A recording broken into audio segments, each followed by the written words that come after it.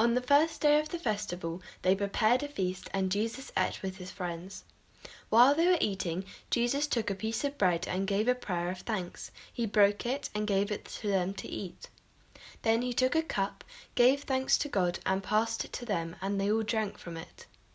Later they walked to a garden called Gethsemane, and Jesus said to his disciples, "Sit here while I pray, and keep watch."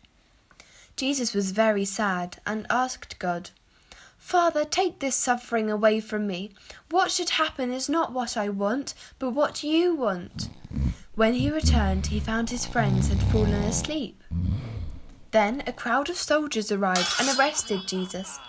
His friends ran away, and the soldiers took Jesus away.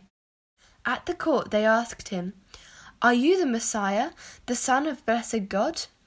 Jesus answered, "I am, and you will see the Son of Man seated at the right hand of the Almighty and coming with the clouds of heaven."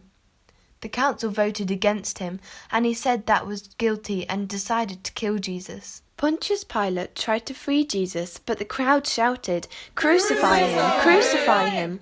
They did not want to rescue him. They took Jesus to a place called the Place of the Skull to crucify him, and the poster next to him listing his crime said, "King of the Jews." 2 robbers were also crucified with Jesus, one on his right and the other on his left.